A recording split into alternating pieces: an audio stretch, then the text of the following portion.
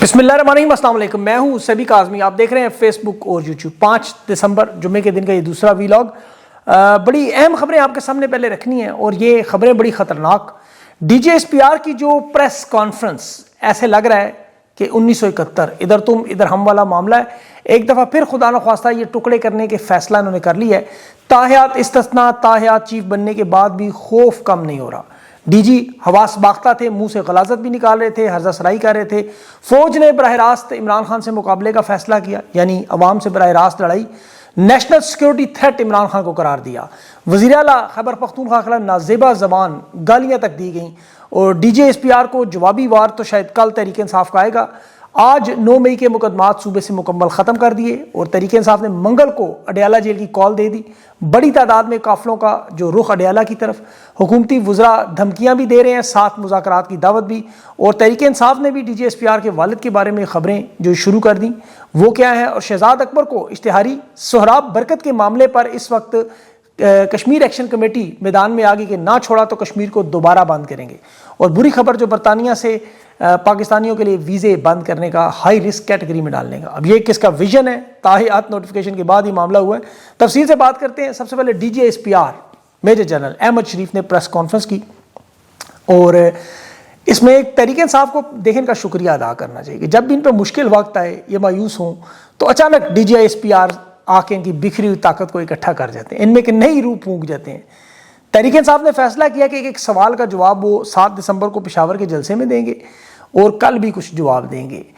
आज इन्होंने एक बात साबित ज़रूर की कि ये पाक फ़ौज के तर्जमान नहीं है, ये जनरल आसिम मुनीर के तर्जमान है। और इमरान खान की ये बात बिल्कुल दुरुस्त साबित हुई कि मैंने रुलाऊंगा। आज इनका रोना नज़र आ रहा था। वो जो एक जुमला बड़ा मशहूर इनका हुआ ना कि अपनी ज़ात का कैदी एक शख्स पाकिस्तान की कौमी सलामती के लिए ख़तरा है, यही बात इमरान खान ने की और यही कहा कि एक शख्स अपनी ज़ात के लिए पूरे पाकिस्तान को घोड़े पर चढ़ा गया। अब ये 5 दिनों से बड़ी सख्त मुश्किल तकलीफ वाला वक्त इनका गुजरा कि नोटिफिकेशन नहीं हो रहा था, ज़ाहिर है। और अब नोटिफिकेशन जारी होने के बाद वो ताकत इनके अंदर आई, इनके अंदर जो कुव्वत बर्दाश्त थी वो ख़त्म हुई।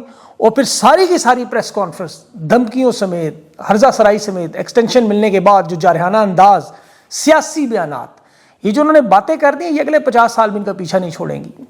और जो गुफ्तगू थी, ख़ासतौर पर मुंतखब वज़ीर सुहेल अफरीदी को कुत्ता तक कह दिया। इमरान खान के बाप तक पहुँच गए, बेटों का, बहनों का जिक्र करते रहे प्रेस कॉन्फ्रेंस में। और पाकिस्तान के तमाम सहाफ़ियों को बुला के, तमगा ब्रिगेड, लिफाफे सारे शामिल थे। पैगाम रसान सामने बिठा के, खुद वर्दी पहन के, मेडल लगा के, छाती चौड़ी करके, बरकी रोशनी, कैमरे, माइक, ये पैगाम क्या दे रहे थे? एक नहते जेल में कैद तन्हाई, मौत की चक्की में कैदी को, जिसके पास शायद इनकी आवाज़ भी नहीं पहुँचती, पूरी ताकत से हमलावर। और ये खुद को दलेर और बहादुर भी कह रहे थे। इमरान खान को ज़रा जवाब देने का मौका देते, प्रेस कॉन्फ्रेंस सामने बिठा के करवाते, तो फिर पता चलता। हाथ पांव बांध के, मुंह पे टेप लगा के, एक सरकारी मुलाजिम पूरी सियासी प्रेस कॉन्फ्रेंस करके खुद को नंबर 1 के तर्जमान के, ये तो ऐसे पत्थर मारे थे जैसे ज़हनी मरीज मारते हैं। इस पर तो मुझे वो एक शेर याद आया, बड़ा मशहूर है कि हुसैन तेरे काफिले की याद आने लगी कि डटा हुआ एक शख्स और मुकर नहीं रहा। ये बार बार पूछ रहे थे प्रेस कॉन्फ्रेंस में कि तुम होते कौन हो, तुम होते कौन है। इन्हें कोई बताए, नाम है इमरान अहमद खान नियाजी और नुमाइंदा है मुंतखब 24 करोड़ अवाम का। इन्हें नहीं पता तो मैं थोड़ी सी और तफसील बता दूँ। यह मुल्क का सबसे बड़ा लीडर है, 92 के वर्ल्ड कप का फातेह है, जनूबी एशिया के वाहिद कैंसर अस्पताल, इतने बड़े शौकत खानों का बानी है, नमल यूनिवर्सिटी का बानी है, इमरान खान फाउंडेशन का बानी है, 9 किताबों का मुसन्निफ है, पहला खुददार मुंतखब वज़ीर आज़म है। 92 में हिलाल इम्तियाज़ भी मिला, प्राइड ऑफ परफॉर्मेंस मिला, विजडम हॉल ऑफ फेम में इंटरनेशनल क्रिकेट का कायद-ए-आज़म मोहम्मद अली जिन्ना अवार्ड, दुनिया की सबसे बड़ी यूनिवर्सिटी ऑक्सफोर्ड के हॉल ऑफ द फेम में इसका नाम लिखा हुआ है, ब्रैडफोर्ड यूनिवर्सिटी के चांसलर है। सबसे बढ़कर इस 24 करोड़ 25 करोड़ लार्जेस्ट 5वें मुल्क का मुंतखब एक ही वज़ीर आज़म है। और ये जो अमेरिका भाग जाते हैं ना रिटायरमेंट के 24 घंटों के अंदर, उनसे पूछ लें कौन है। इनका जो बयान जनरल बाजवा का पहले सुन लें आप, अगर कि जब वो आर्मी चीफ के ओहदे पर, जो सबसे बड़ा ओहदा था, उसमें वो कह रहे थे हम सियासी लोग हैं, खुद कह रहे थे हम 77 साल से सियासत कर रहे हैं। लेकिन जो DGSPR की कॉन्फ्रेंस में मज़ाहिया जुमला था, जब ये इमरान खान के ऊपर 3 घंटे तकरीर करने के बाद उन्होंने कहा फ़ौज को सियासत से दूर रखें, तो मुझे यकीन है कि आप लोग हंसी में लोट पोट हो गए होंगे। ये पूरी प्रेस कॉन्फ्रेंस इमरान खान की ट्वीट के एक जुमले कि जनरल आसिम मुनीर एक ज़हनी मरीज़ है, उसके गिर्द घूमता रहा। साफ साफ लग रहा था कि जुमला कहीं अंदर जाके फटा है। उसने बयानिया इनका फाड़ के रख दिया। और DGSPR साहब के हवाले से देखें خود عمران خان نے جیل جانے سے پہلے ایک بیان دیا تھا، وہ آپ بارہا سن چکے ہیں کہ پوری دنیا میں اپنا مذاق اڑائیں گے، اور وہی ہو رہا ہے۔ عمران خان کا بیان آپ کو یاد ہوگا جب یہ national security threat Imran Khan کو ڈکلیئر کر رہے تھے، سب سے بڑی دھمکی دے رہے تھے کہ عمران خان پاکستان کے لیے سیکیورٹی تھریٹ ہے، اور سیکیورٹی تھریٹ کو ختم کرنے کی باتیں کر رہے تھے۔ اندازہ کریں DGSPR صاحب کو عمران خان نے کہا تھا کہ آپ تو اس وقت پیدا ہی نہیں ہوئے تھے، کہیں بیچ میں تھے کہ جب پاکستان کے جھنڈے کو عمران خان پوری دنیا میں لہرا رہا تھا۔ اس کانفرنس میں خان کا نام لینے کی جرت نہیں تھی، لیکن پوری کانفرنس خان کے گرد، پوری کانفرنس نیشنل میڈیا کے لوگوں سے کہہ رہے تھے کہ 7 سے 11 تک تم لوگ دکانیں لگا کے عمران خان کی باتیں کرتے ہو، اور آج اپنی پوری کانفرنس عمران خان ہوتا رہا۔ غصہ اتنا تھا کہ مجھے یہ لگ رہا تھا کہیں PTI کے لوگوں کھڑا کر کے میزائل ہی نہ مار دیں، خدا نخواستہ۔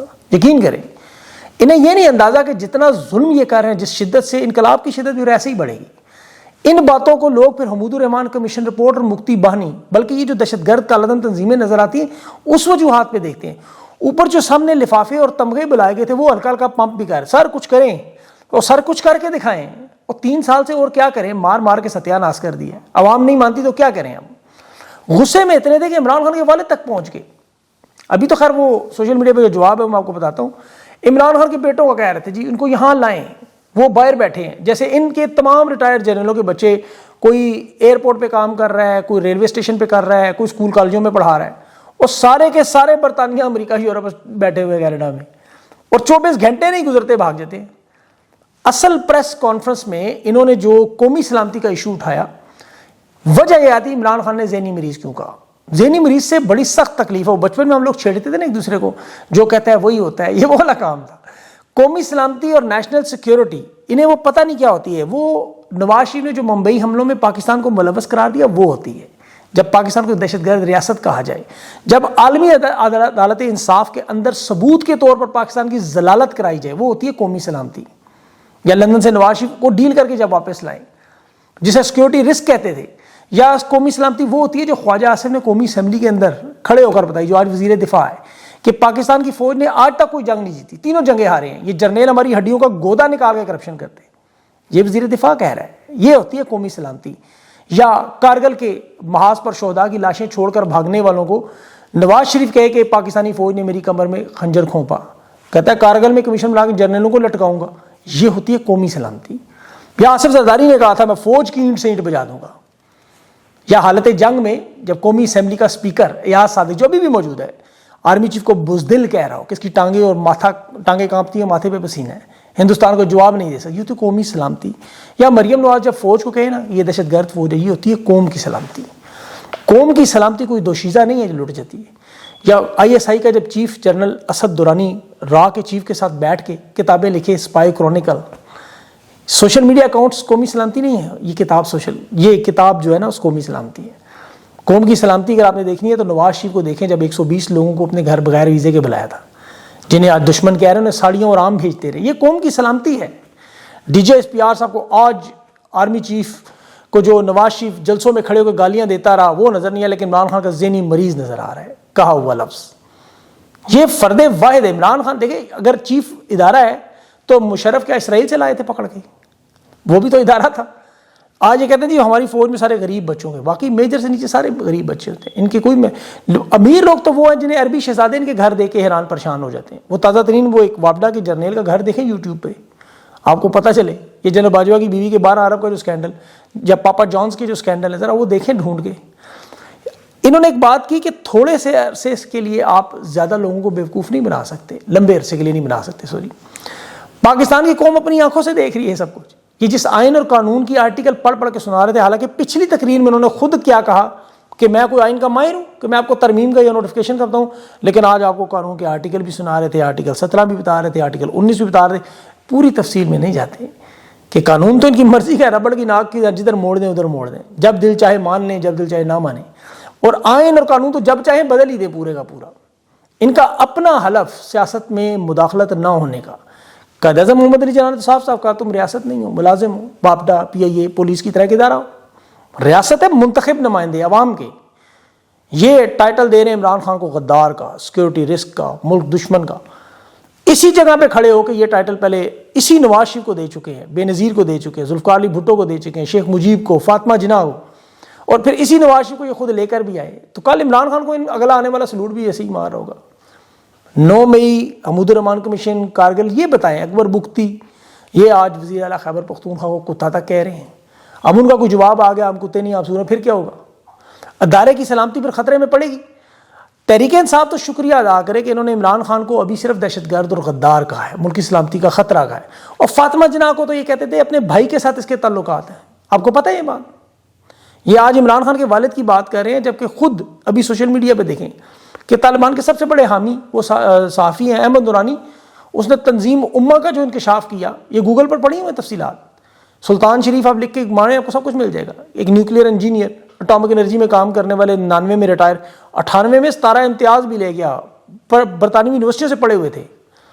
اور کہا ان کے بارے میں کیا لکھا جی؟ اسلامی ذہن رکھتے تھے جنہیں آج یہ خوارج کہہ رہے ہیں. اس وقت دنیا کی سب سے بڑی کالعدم تنظیم نمبر 1 اسامہ اور اس کے نمبر 2 کے ساتھ ملاقاتیں 2001 میں افغانستان ہوتی ہیں. آن ریکارڈ اخبارات میں پڑھا ہوا سب. اقوام متحدہ نے بلیک لسٹ بھی کیا، پابندیاں بھی لگائیں کہ یہ اسلامی ذہن رکھتے ہیں، اسلامی بم بنانے کی کوشش کریں. اور مزے کی بات ہے کہ ان کا تعلق بعد میں ڈاکٹر عبدالقدیر خان کے ساتھ جوڑا گیا. اس قدیر خان سے جسے خود پرویز مشرف نے پی ٹی وی پہ بٹھا کے معافی منگوائی کہ ایٹمی ہتھیار کوریا اور ایران کو بیچ رہا تھا. تو یہ ان کے ساتھ ہی نکلے. اب اس حساب سے اب فتنہ خوارج کس کو کہا جائے؟ آرمی چیف نے تو بڑی واضح پالیسی دی ہے، کہہ رہے ہیں فتنہ خوارج کی، تو پھر اس حساب سے تو اس پالیسی میں یہ بھی آ جائیں گے. اس وقت بدقسمتی یہ ہے کہ یہ بہت بڑی منافقت چل رہی ہے. ایک جرنیل کچھ کہتا ہے، ایک جرنیل کچھ کہتا ہے، ایک طاقت کے کھیل میں اپنی اپنی پالیسیاں بناتے ہیں. جب طاقت سے ہٹ جائیں تو پھر آئندہ آنے والے کی، پچھلے والے کی پالیسی کو وہ آن نہیں کرتا. فرد واحد کی ایک پالیسی کا دیکھیں یہی سب سے بڑا نقصان ہے، اور یہ پاکستان بھگت رہا ہے سارا. یہ امریت اور جمہوریت کی کیوں ہم باتیں کرتے ہیں؟ جمہوریت کیا ہے؟ آپ دیکھیں نا وہ ممالک جو ترقی کر رہے ہیں جہاں جمہوریت، یہ ہندوستان آپ کے ساتھ ہے. روس کا صدر وہاں کھڑے ہو کے انہیں برکس کی سربراہی دینے کے لیے تیار ہو رہا ہے، جو دنیا کا سب سے بڑا پلیٹ فارم بن رہا ہے اس وقت جمہوریت کی وجہ سے. وہ دنیا کے سامنے دھڑلے سے روس کا تیل خرید رہا ہے. یوکرین کی جنگ میں مدد نہیں کرتا کیونکہ وہاں جمہوری طاقت موجود ہے. کوئی فرد واحد نہیں ہے، تمام سیاستدان مل کے فیصلہ کرتے ہیں اپنے ملک اور قوم کے لیے. کوئی فرد واحد نہیں ہے. اور فرد واحد کا اگر ذہنی توازن درست نہ ہو، ذہنی مریض ہو، جیسے زرداری تو ہے ہی، اس کا تو عدالتوں کی رپورٹ ہے، یہاں فیلڈ مارشل کا عمران خان نے بتا دیا، جس پہ آج انہیں بڑا غصہ بھی تھا. اور یہ اسی توازن کا شاید نتیجہ ہے کہ انہیں پاکستان کے نہ معاشی حالات سمجھ آ رہے ہیں، نہ خارجہ پالیسی سمجھ آ رہی ہے، نہ داخلہ پالیسی سمجھ آ رہی ہے، نہ عدم استحکام نظر آ رہا ہے. 3 سال ہو گئے انہیں ابھی تک حالات کا پتہ نہیں چل رہا. 3 سال سے ابھی تک ادھر ہی کھڑے ہیں جہاں تھے. دنیا پر دڑا دڑ دروازے بند کرتی جا رہی ہے. برطانیہ نے پاکستانی طالب علموں کو ہائی رسک میں ڈال کے ویزے بند کرنے شروع کر. دبئی نے ویزے بند کر دیے. ڈان کی آپ خبر دیکھیں، فائنینشیل ٹائمز کی جو رپورٹ ہے کہ برطانیہ کی یونیورسٹیاں داخلوں کو معطل یا محدود کر رہی ہیں اور کہہ رہی ہیں 9 تعلیمی اداروں نے اسٹوڈنٹ ویزا کے لیے ہائی رسک کیٹیگری میں ڈال دیا پاکستانیوں کو. اور یہ اس کا توڑ کیا نکال رہے ہیں کہ شہزاد اکبر کو برطانیہ سے کیسے ڈپورٹ کر کے لایا جائے. جین میریٹ سے بات کریں، اسے اشتہاری ہم نے قرار دیا، ہمیں وہ پاکستان میں واپس لا کے دو. یہ ان سے یہ نہیں کہہ رہے کہ بھائی ہمارے ہائی رسک سے نکالو، ہمارے نوجوانوں کے لیے ویزے یونیورسٹیوں کے نہ بند کرواؤ. اور وجہ یہی ہے کہ دنیا کا کوئی ملک بھی ان کے ساتھ تعاون کے لیے تیار نہیں ہے. یہ ان کی جو پریس کانفرنس ہے، اب اس کا آپ دیکھیں، انٹرنیشنل میڈیا، انسانی حقوق کی تنظیمیں، یورپی یونین، امریکہ، برطانیہ سمیت تمام جمہوریت رکھنے والے ممالک سے درخواست کی جا رہی ہے کہ اب آپ مداخلت کریں. یہ جو کانفرنس، پریس کانفرنس ہے، یہ بڑی خطرناک تھی، ملک توڑنے والی. یہ عمران خان کی بہنوں کی ملاقاتیں جو بند کی گئی، اب یہ سارا معاملہ پوری دنیا میں اٹھایا جا رہا ہے. یہ ابھی 44 کانگریسمین کا ایک خط آپ کو نظر آیا. اب تمام بڑے اداروں کو، میرے پاس جو رپورٹ ہے، تجارتی اداروں کو بھی خط لکھے جا رہے ہیں، ای میلز لکھی جا رہی ہیں. اقوام متحدہ کے بعد پروٹیسٹ تیاری کی جا رہی ہے کہ عدلیہ لپیٹی گئی ہے، خان کے کیسز نہیں سنتے، انٹرنیشنل کورٹ آف جسٹس اس پر مداخلت کرے. اور اس پر میرے پاس اطلاعات ہیں، میں ابھی تفصیل نہیں بتاتا اس کی، کہ کچھ لوگ بڑے پیمانے پر یہ درخواست تیار کر رہے ہیں، وہ لے کے جا رہے ہیں. اب اس کے ساتھ آئی ایم ایف اور ورلڈ بینک سمیت باقی جو پاکستانی خطوط ان کو لکھ رہے ہیں، ای میلز کر رہے ہیں کہ آپ ان کے ساتھ تجارت کیوں کر رہے ہیں، یہ غیر قانونی کام ہے. تو دیکھیں حالات انہوں نے اس نہج تک پہنچا دی ہیں. میں آپ کو مثال دیتا ہوں. ابھی آپ نے قزاقستان کا صدر دیکھا آیا ہوا تھا، اس کے ساتھ ایم او یو، معاہدے، تصویریں بنی. اچھا، جس ملک کو انہوں نے بلایا، 70 لاکھ کی آبادی کا یہ پنڈی اسلام آباد جتنا ایک ملک ہے، پہاڑی ملک ہے، غریب ملک ہے، نہ کوئی انڈسٹری ہے، نہ کوئی زمین ہے، نہ کوئی زرعی پیداوار ہے، نہ مینوفیکچرنگ ہے، نہ تیل ہے، نہ گیس ہے. یہ ملک چل رہا کس پہ ہے کہ وہ جو 40% مزدوروں کو روس بھیج کے وہاں سے کچھ پیسے آ جاتے ہیں، جس طرح ابھی انہوں نے دنیا بھر میں بھیجے ہوئے پاکستانی مزدوروں کی ترسیلات پہ ملک چل رہا ہے.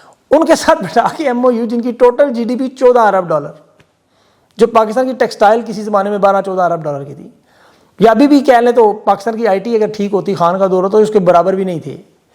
اور یہ امپورٹ ایکسپورٹ کہہ رہے ہیں ہم کریں گے، اربوں ڈالرز لائیں گے قزاقستان سے، کیونکہ ملک میں جو تباہی بربادی انہوں نے کر دی ہے. آپ دیکھیں آل پاکستان ٹیکسٹائل مل ایسوسی ایشن نے اخبار میں آج اشتہار دیا ہے. وہ اشتہار کیوں دیا کہ یہ ہماری باتیں سنتے نہیں غصہ کرتے ہیں. بڑے بڑے ایکسپورٹرز نے جو انڈسٹریاں چلا رہے ہیں انہوں نے اخبار میں اشتہار دے دیا کہ پاکستان کی انڈسٹری مل، اس پر ایک تو لگا ہوا ڈبل ٹیکس، جو پاکستان سے بنا کے باہر اشیاء بھیجی جاتی ہیں انہیں سزا دی جا رہی ہے. بجلی انہیں مل رہی ہے 12.6 سینٹ کی، جبکہ بنگلہ دیش، انڈیا، ویتنام دے رہے ہیں 5 سینٹ کی. انہوں نے کہا ہم عالمی مارکیٹ کا کیسے مقابلہ کریں بھائی؟ یہاں تو بجلی کے کنیکشن یا لوڈ بڑھانے کی اجازت ہی نہیں ہے ہمیں. فیکٹریاں گیس پہ چلتی ہیں، گیس پہ چلائیں تو اس پہ آ کے جرمانہ ٹھوک دیتے ہیں. اور پھر اس انڈسٹری کو جو آپ کو پتہ ہے 10 سال پرانے اربوں روپے کے بل ہیں وہ بھی کہہ نہیں وصول کرو، پچھلے بل جب انہوں نے کیا ہی نہیں استعمال. امپورٹ کروانے کے لیے باہر سے سستا مال لے آتے ہیں اور پاکستانی فیکٹریاں ویسے ہی تباہ ہو رہی ہیں. اوپر سے FBR پہنچ جاتی ہے، لاؤ جی ٹیکس نکالو. اور جرمانے کس بات پہ لگ رہے ہیں؟ 50-50 لاکھ کے. اپنے کیمرے کیوں نہیں لگائے؟ صرف کیمرے کیوں نہیں لگائے؟ یہ اشتہار انہوں نے دیا ہے باقاعدہ، بجلی، گیس ٹیکس اور FBR کا. تو ان حالات میں ملک چلا کے ذرا دکھائیں تو صحیح کیسے چلے گا؟ زبردستی کی طاقت سے آپ لوگوں کو اس طرح پریس کانفرنس میں جتنی مرضی گالی گلوچ کریں، ملک نہیں چلتے ان سے.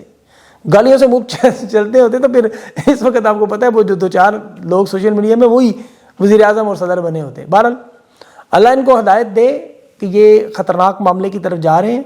ابھی بھی انہیں اللہ کرے سمجھ آ جائے، نوٹیفیکیشن ہو گیا ہے، ابھی بھی عقل کر لیں اور پاکستان پہ رحم کریں. اپنا خیال رکھیں.